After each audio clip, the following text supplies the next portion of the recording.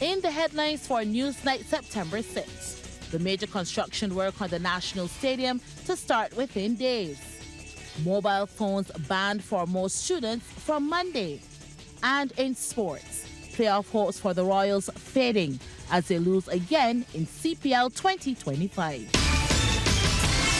Broadcasting from our studios in the Pine St. Michael, this is CBC NewsNight, starting now.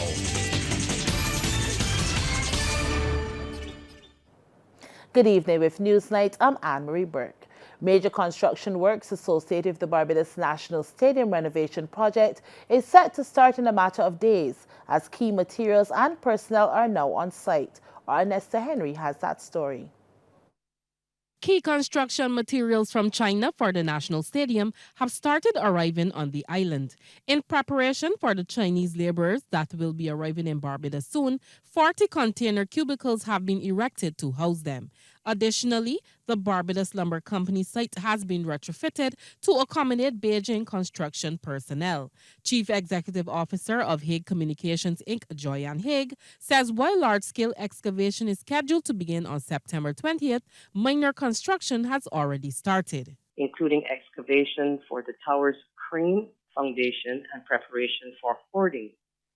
The official start date for Phase 1 of the main stadium has been adjusted from September 1st to Monday, September 8th, with large-scale excavations planned to begin on September 20th. Hague says while measures have been put in place to ensure all goes according to plan, there could be some delays during the construction process, depending on the weather or supply chain disruptions. But providing all goes to plan, this project should be completed in 2027. So I'm sure that Barbadians are excited. They've expressed how happy they are that this is finally coming to reality, and they have the National Stadium of Barbados to look forward to in 2027.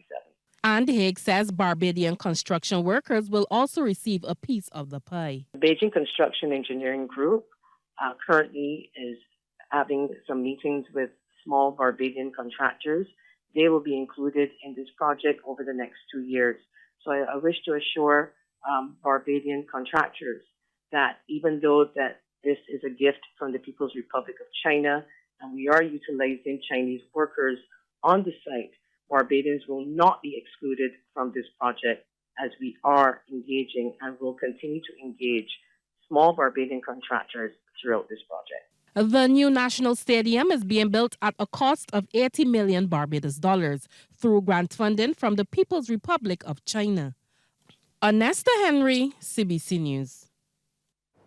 When school resumes on Monday, students will face new rules on mobile phone use. The Ministry of Educational Transformation has outlined clear guidelines to balance technology in learning with discipline in the classroom. Chief Education Officer Dr. Ramona Archer-Bradshaw says only students in the higher levels of secondary school will be allowed to use cell phones during the school day. I want to draw your attention to the new Ministry of Educational Transformation guidelines regarding cellular phone use in schools, effective September 8, 2025. Firstly, in our secondary schools, students in 4th, 5th, upper 5th, 6th, and upper 6th levels may use cell phones as tools to assist learning, but only under the supervision of a teacher and with the permission of the principal. This is an important step in integrating technology responsibly into our schools. For all other students, phones must remain switched off until the end of the school day. For all other students and outside of these supervised learning opportunities, cell phones must be completely turned off. Not on vibrate, turned off, and stored securely in students' bags during the school day. It is essential that we sensitize students to the responsible and effective use of cell phones, as well as to the legal framework under the Computer Misuse Act. With the new school year just days away from beginning, students in St. James have received a boost thanks to the We Gathering initiative. The St. John the Baptist Church came alive this morning as MP for St. James South, Sandra Husbands, and the We Gathering team handed out school bags to children preparing for classes on Monday. Ordianza Roberts was there. Excitement and gratitude filled the St. John Baptist Church in Holders Hill this morning as the We Gathering team, led by Member of Parliament for St. James South, Minister Sandra Husbands, distributed back-to-school supplies. More than 350 school bags will be shared across the parish in the coming days, easing back-to-school costs for parents. Husband says children need to be prepared and parents supported. Along with the vouchers that we were able to distribute at the parenting program, today we have these wonderful bags that we're going to be giving out to your children. This is a gift from Sunlink, and what we want to be able to do is to make sure that all the children represented here and that you have at home can get some school supplies as well to go along with your vouchers for your back-to-school effort. The initiative, she says, is part of a wider push to strengthen parenting through training programs and partnerships with the local businesses. We have to give every parent support to arm you with skills.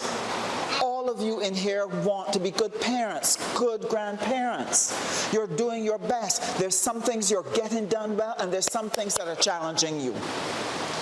And what we want to partner with our people here in St. James South is to partner with you to be able to help you with the skills, the information, the support. And that is why we've been hosting parenting programs every year. We had 23 parents who came and participated in the program. One parent lauded the minister and team, saying it could not come at a better time as she gets ready to send her daughter off to school on Monday. I would just like to say thank you to Mrs. Sandra Husbands for this great initiative in sharing out these bags. It's a very helpful, initiative because it's coming at a time where, parents are struggling and they really need the assistance, and I truly want to thank her. A highlight of the morning came with music from two young parishioners, adding a note of inspiration as families look ahead to the new school term.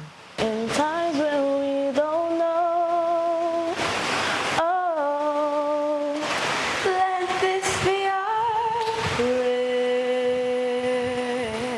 With the first bell set to ring on Monday, families say this support makes a world of difference. Deanza Roberts, CBC News. Coming up, small businesses from CARIFESTA 15 in line for assistance. Plans are on stream to help small businesses that participated in CARIFESTA 15. The announcement is coming from Minister of Energy and Business, Senator Lisa Cummins. She was addressing the launch of Small Business Week 2025. We just come out of CARIFESTA. We have made a commitment and we've already started to engage with the National Cultural Foundation so that close to the end of September, we will be bringing together all of the partners who worked in the business space. Trust Fund in particular, they sent an entire team one full day to the Grand Market, and we will be pulling together all of the local businesses to see how, with the Ministry of Business, the Fund Access and Trust Loans, and all of our development partners, and with the Small Business Association, we can create business models that help us to use digital trade, as Prime Minister has already announced, but we want to ready you for that space and for that platform, and we will be doing that this month. Senator Cummins is also calling on credit unions and banks to make it easier for small business owners to access financing and refinancing services at their institutions. She says this is important considering that small businesses are the heartbeat of the business community. Now, part 2 of the 2025 National Senior Games began today, and the focus goes beyond medals and competition. Special Advisor on Elder Affairs in the Ministry of People Empowerment and Elder Affairs, Cynthia Ford, says it's all about health, wellness, and keeping our seniors active. CBC's Deanza Roberts has more. The The senior games have returned, promising not just sports, but a celebration of healthy aging. Special Advisor on Elder Affairs in the Ministry of People Empowerment and Elder Affairs, Cynthia Ford, says this is more than a competition. Barbados is one of the fastest aging societies in the world, and the National Senior Games is the flagship celebrations of the ministry's active aging policy. These games promote wellness, movement, and the dignity for adults aged 40 years and over. In fact, the Barbados National Senior Games have now come of age, and after 21 years of existence, are now a full-fledged national movement that reflects the changing face of aging in Barbados and the evolution of the silver economy. Ford says the event helps seniors stay physically active while strengthening social connections and fostering community spirit. The activities coincide with Senior Citizen Month. The Ministry of People Empowerment and Elder Affairs is hosting a varied series of events to which all are invited. Kick off the month's activities in this two-day active living sporting expo designed to promote wellness, community engagement, and active aging that builds on the National Senior Games Health and Wellness Fair that was held last year. As we open what is annually part 2 of the 2025 Barbados National Senior Games, we return with renewed energy to celebrate strength, skill, and a community spirit. With fun, fellowship, and fitness at the forefront, the Senior Games prove that staying active has no age limit. Deanza Roberts, CBC News. Well, boxers from Martinique won 2 of the 3 main bouts when the Carlton Hope Lionel Hall Memorial Tournament got underway last night. The juniors, youth, and elite divisions were also contested on night number 1. Here's a look at the featured matchups. We're at the Graydon Seeley School Auditorium for night number 1 of the Carlton Hope Lionel Hall Memorial Tournament. Welterweight bout featuring Vincent Samueno in the red trunks of Grenada versus Abishe Jean-Baptiste of Barbados. Looking for some clean punches in this one. Hooks flying all over the place, not really connecting, and the referee has to step in. Jean-Baptiste was showing excellent footwork, a little ambitious at times, as the bell for the first round goes. Samoano finding it difficult to land the cross or straight jabs. Jean-Baptiste bobbing and weaving well. Even when he was pinned to the corner, it looked like the Grenadian was shadow boxing. Just could not make use of the advantage. Into the third and final round then. Samoano with lots of work to do to draw even in the scoring column. Tries to match Jean-Baptiste pound for pound. Lands a couple hooks, but it doesn't faze the hometown boy. In the end, the judges went for Jean-Baptiste with a points victory over Vincent Samoano of Grenada. Next in the ring, middleweight battle, Julian Jackson of Martinique in the red versus Jermaine Phillips of Barbados. Jackson looked assured in his movement around the ring, tagging Phillips across the jaw on a few occasions. Good rivalry to end the first. Both boxers getting lots of instructions from their respective corners and the spectators. Phillips unable to step in and get a closer angle of attack. Jackson was feeling right at home, happy to hit a move. And once he landed a couple combinations, Phillips was shaken to the core. Hook after hook, finding its mark in tandem with a few uppercuts. This one was as one-sided and straightforward as it comes, lasting 3 rounds. But it was the man from the Island of Flowers, a.k.a. Martinique, that sealed the victory, Julian Jackson over Jermaine Phillips by unanimous decision. And finally, on our highlights reel, a cruiserweight fight between Daniel William in the black trunks of Barbados and Ludovic Villet of Martinique. Villet a little taller than William, using that to his advantage. Villette taking a misdirected shot to his crown jewels. And while still feeling the after effects, he went on the offensive with some left and right hooks. William showed lots of resilience, deploying countermeasures. The hooks glanced in the jaw of his opponent. A close second round meant that not all the judges were singing from the same hymn sheet. Things pretty even. Villette, the southpaw, William stone-faced in the midst of it all, takes a crisp straight one to the dome. Standing 8 count required. William needed a score, risking everything to get closer. But when the bell went, the judges' tally showed that Ludwig Villette of Martinique won this matchup on points over Daniel William of Barbados on a great opening night of boxing. Well, our senior athletes are back in action as the National Senior Games Active Living Sports Expo began today. CBC's Anne-Marie Burke has the details. The Barbados Community College grounds have been transformed into a sporting hub as the National Senior Games Sports Expo is center stage over the next 2 days.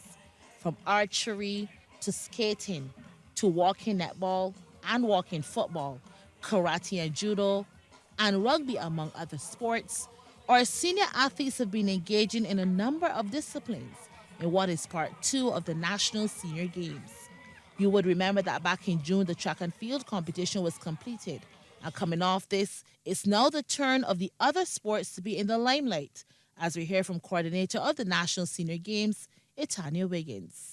The response has been good. The sporting federations understand the assignment and to engage the seniors not only within the respective sport but the community itself.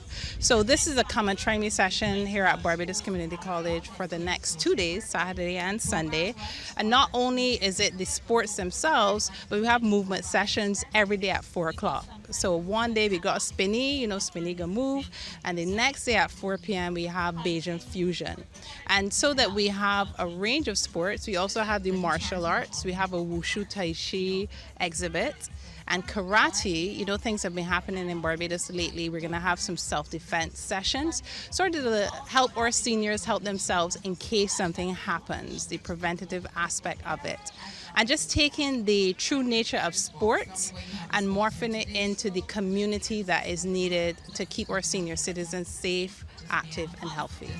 The National Senior Games is into its 21st year, and the Ministry of People Empowerment and Elder Affairs is ensuring that persons 40 years and over remain physically and mentally active while creating a legacy for the Games. Anne-Marie Burke, CBC Sports. Well, that's our news. Thank you for joining us and do enjoy the rest of your evening.